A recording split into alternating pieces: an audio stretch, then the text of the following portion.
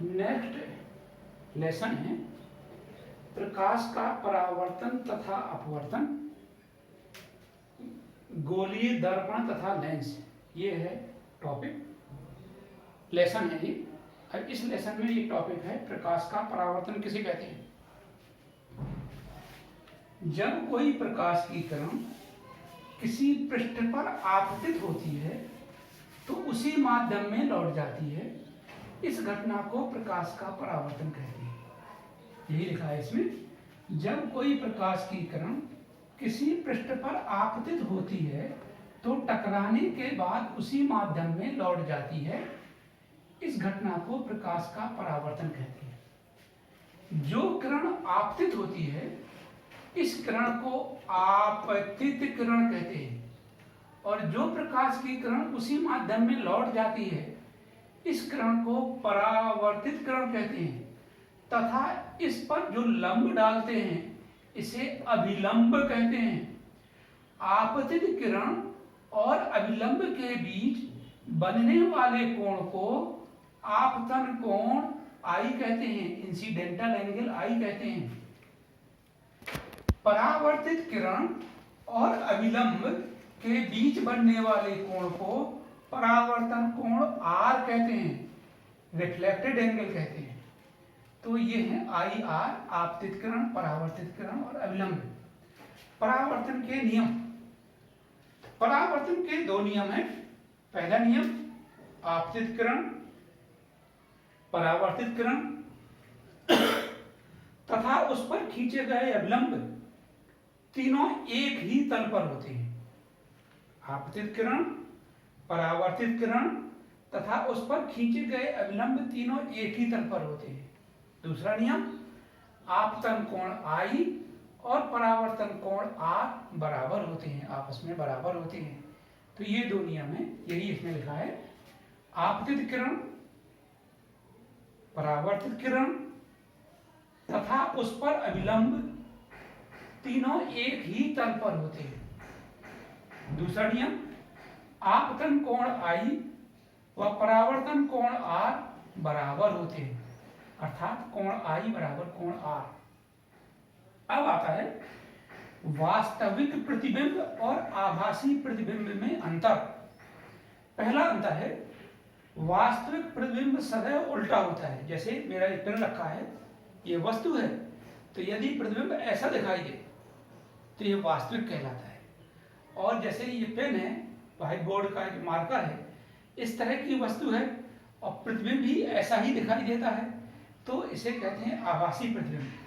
पहला अंतर, वास्तविक प्रतिबिंब सदैव उल्टा होता है, आभासी प्रतिबिंब सदैव सीधा होता है। सीधा का मतलब जैसी वस्तु है वैसा ही प्रतिबिंब बनता है। दूसरा है वास्तविक प्रतिबिंब को पर्दे पर प्राप्त किया जा सकता है। जैसे ये उल्टा प्रतिबिंब है, जैसे वस्तु है, ऐसा उल्टा प्रतिबिंब बना, तो इस उल्टे प्रतिबिंब को हम कहीं पर भी पर्दे पर प्राप्त कर सकते हैं।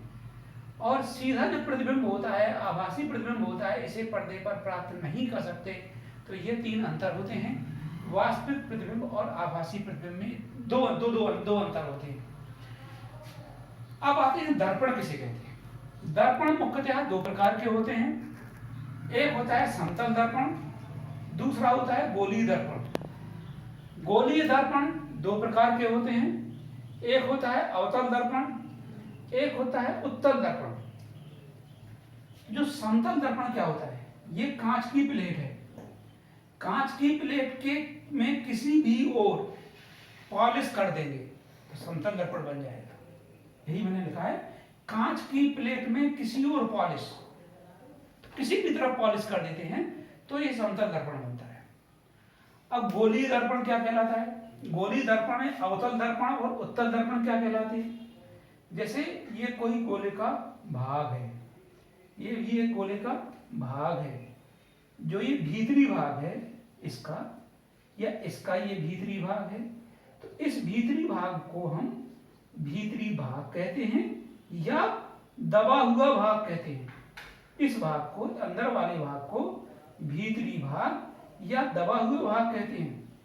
इस बाहरी भाग को, इधर वाले को बाहरी भाग या उभरा हुआ भाग कहते हैं, या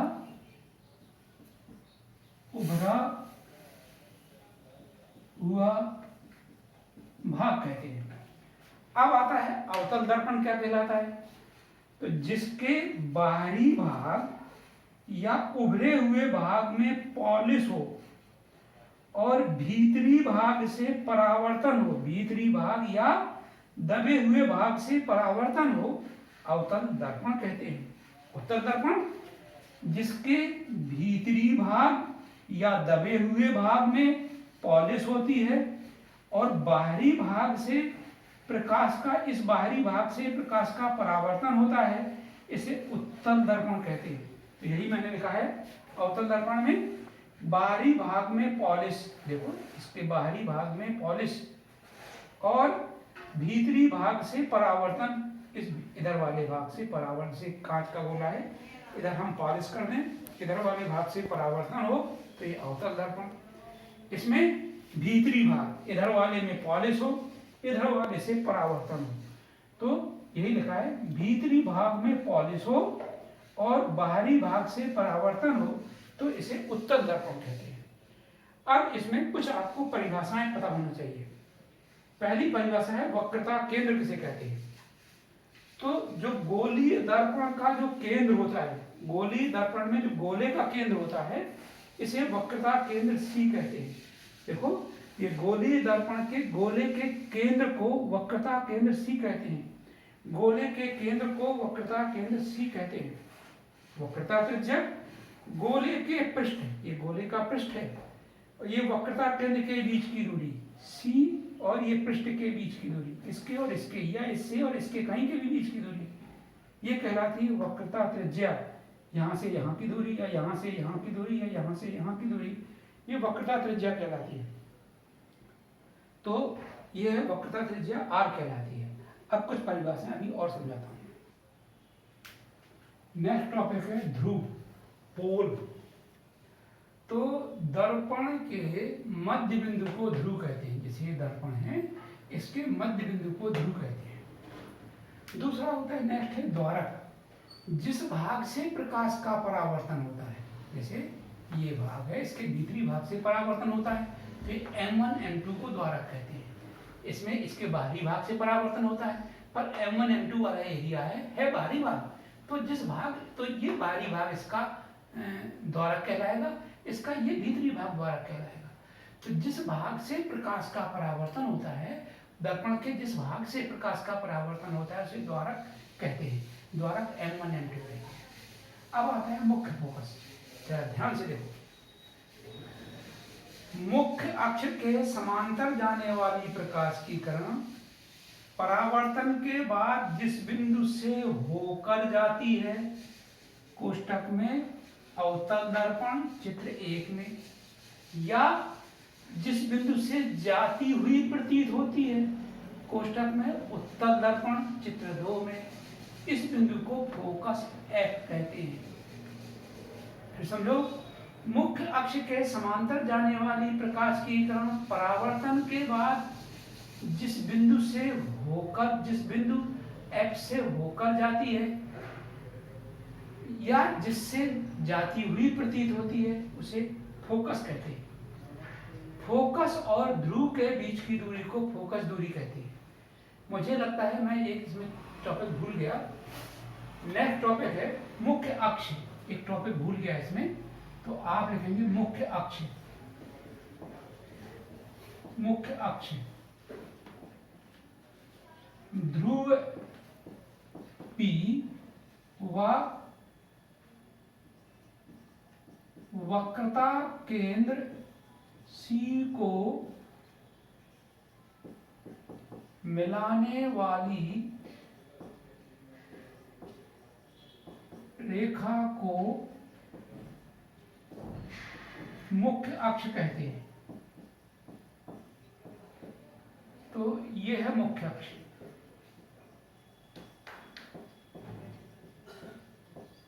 इसमें ये है मुख्य अक्ष।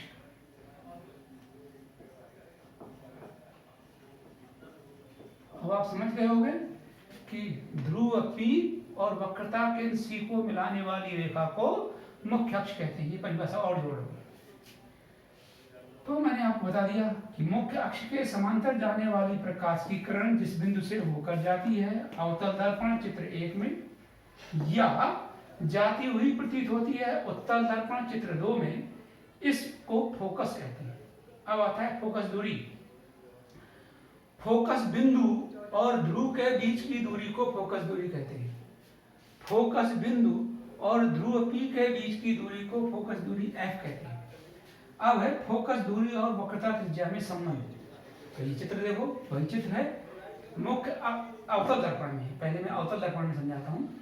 ये मुख्य अक्ष के समांतर जाने वाली प्रकाश की किरण फोकस से होकर के जाती है। ये वक्रता केंद्र C से, वक्रता केंद्र कहलाता है गोले के केंद्र को वक्रता केंद्र कहते हैं। और आपने पढ़ा है हाई स्कूल में कि वक्र गोले के केंद्र से गोले के किसी भी बिंदु पर मिला दिया जाता है तो वो उस पर अभिलंब कहलाता है। तो ये इस गोले का केंद्र C है, C को B पर मिला दिया तो C भी ये अभिलंब कहलाता है। तो AB आपतित किरण, BF ये परावर्तित किरण है, CB अभिलंब है। तो आपतित किरण और अभिलंब के बीच बनने वाले कोण को आपतन कोण I, परावर्तित किरण और अभिलंब के बीच बनने वाले कोण को परावर्तन कोण R कहते हैं। तो देखिए कोण ABC बराबर कोण FBC, I बराबर R परावर्तन के नियम से। ये कोण बराबर इसके, क्यों? मुख्य अक्ष के समान, ये देखो ये समांतर रेखा है, ये इसको काटती है। तो ये और इसके तिर्यक, ये और ये इसके एकांतर कोण है। तो ये एकांतर कोण बराबर होते हैं। देखो ये समांतर इसके, ये तिर्यक रेखा इसको काटती है तो ये और ये एकांतर कोण बराबर होते हैं। कौन सा कोण बराबर होगा? कोण ABC बराबर कोण BCF। देखो कोण ABC बराबर BCF एकांतर कोण है। तो इससे और इससे, तो जब दोनों के लेफ्ट हैंड साइड बराबर है तो राइट हैंड साइड भी बराबर होगी। इसका मतलब BCF बराबर कोण FBC, ये कोण इस कोण के बराबर होगा। इस समीकरण नंबर 3 हो गया।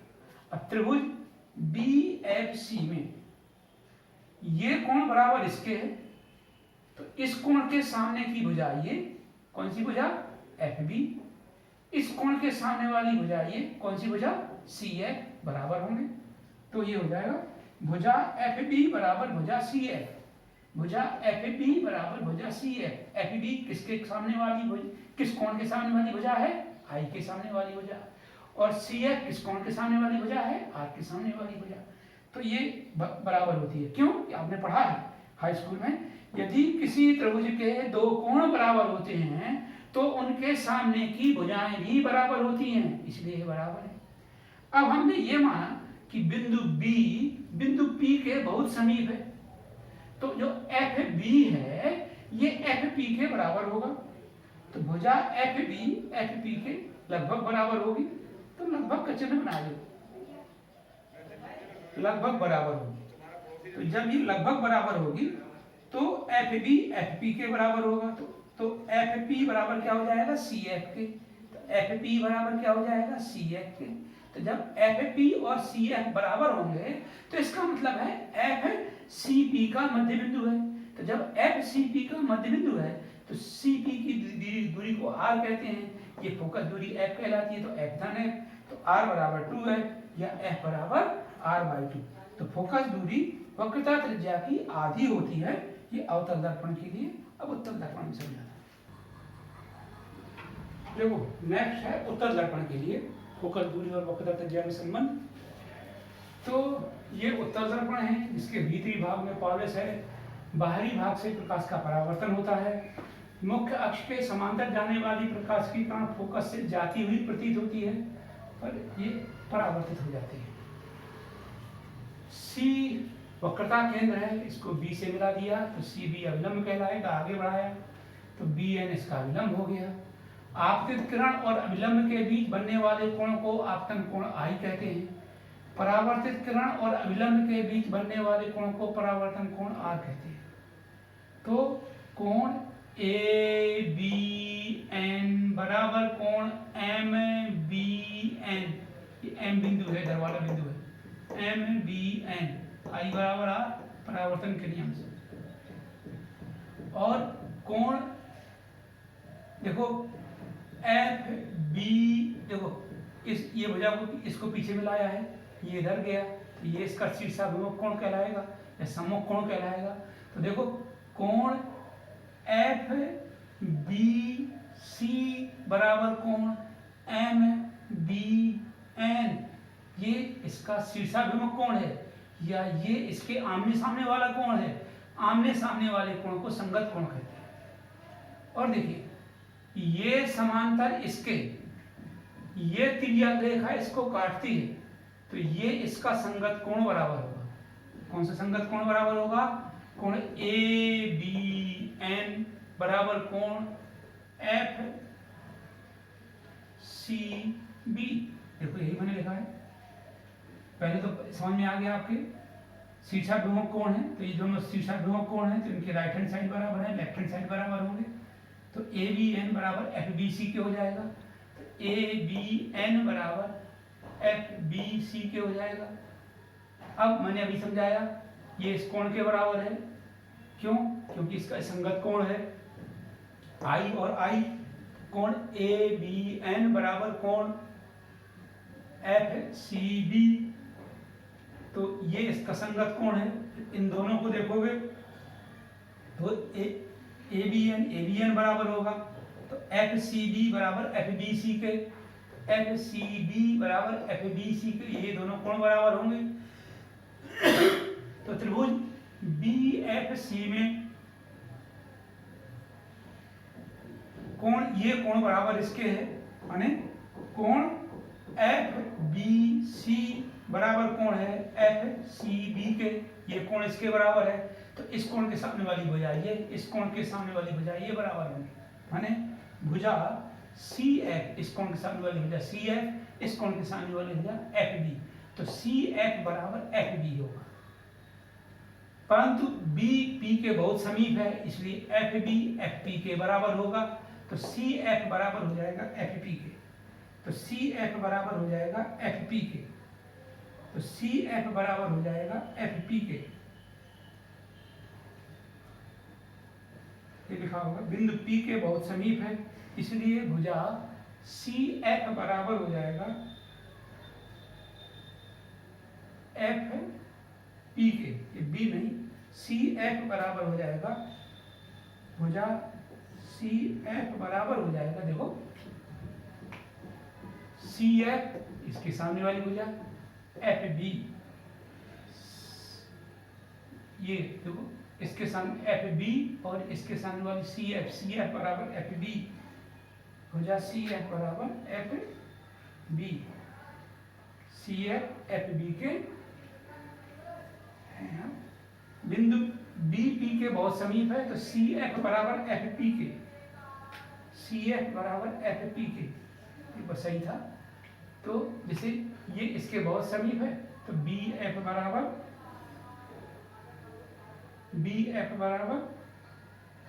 एफ पी के,